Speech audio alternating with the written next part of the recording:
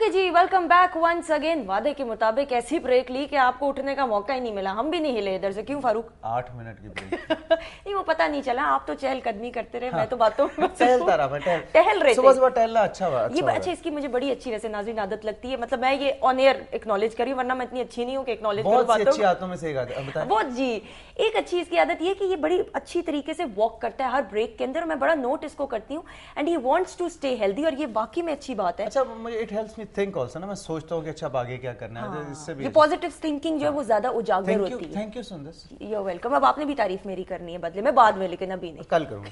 अच्छा जी, अब मर्ज की नफ्स तक, और आज हमारे साथ बहुत ही एक इंटरेस्टिंग पर्सनालिटी हैं। डॉक्टर कामरान चीमा है जी, प्रोफेसर हैं पल्मोनरी और क्रिटिकल केयर मेडिसिन के, और इनसे हम बात करेंगे दमे के हवाले से, यानी एस्थमा के हवाले से स्पेसिफिकली। डॉक्टर साहब अस्सलाम वालेकुम, सुबह बखैर, खुश आमदीद हमारे शो में, आप फर्स्ट टाइम आए हैं।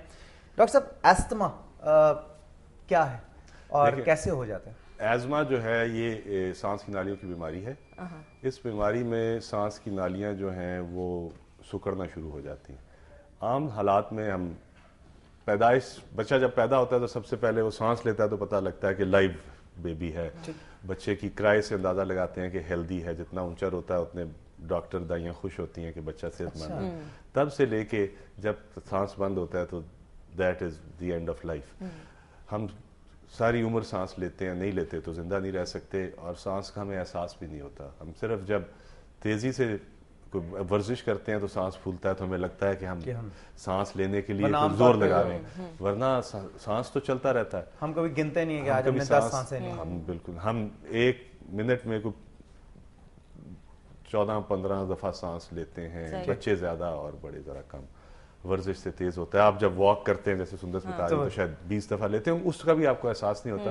अगर आपकी लिफ्ट खराब हो और आप दौड़ के सीढ़ियां चढ़ के ऊपर आए, फिर एहसास होता है, फिर आपको एहसास होगा। अच्छा, तो वो जो हमें एहसास 5वीं मंजिल तक दौड़ के आने में होगा, वो अगर एहसास आपको सारा वक्त ही हो रहा हो क्योंकि आपकी सांस की नालियों का कुतर कम हो गया हो, तो वो एहसास ऐसे ही है जैसे आप एक स्ट्रॉ में से सांस ले रहे हैं। डॉक्टर साहब, ये जेनेटिकल होता है, ये मतलब ये डिजीज जो है एस्थमा की, ये क्या जेनेटिकली ट्रांसफर होती है या you can acquire it also?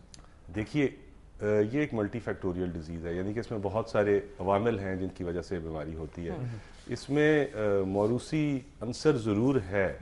जिन वालदैन को दमा है उनके बच्चों में दमा होने की शरह ज़रा निस्बतन ज़्यादा है, लेकिन ये डायरेक्ट इनहेरिटेंस नहीं है। ज़रूरी नहीं कि माँ बाप को दमा है तो बच्चों को होगा, ये भी ज़रूरी नहीं कि माँ बाप को दमा नहीं है तो। और अगर जेनेटिकली ना हो तो फिर किस तरह से हो सकता है? देखिए, एलर्जीज के खिलाफ जो बॉडी का है मैकेनिज्म, उसका वो इम्यून मैकेनिज्म तो जेनेटिकली पास डाउन हो जाता है। सो दमे का रुझान जो है वो विरासत में किसी हद तक मिलता है, लेकिन उसके साथ फिर माहौलियाती अवामिल हैं। सही।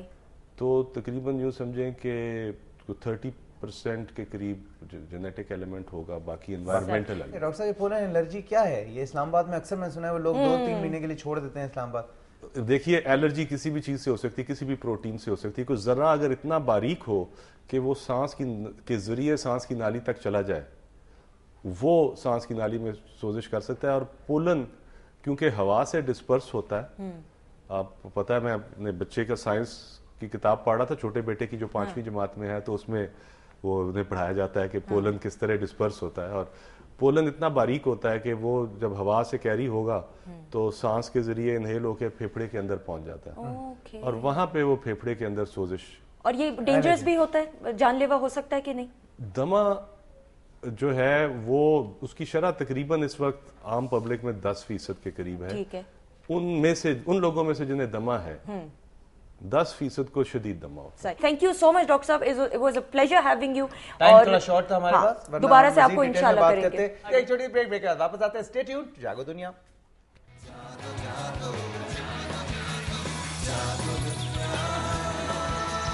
जागो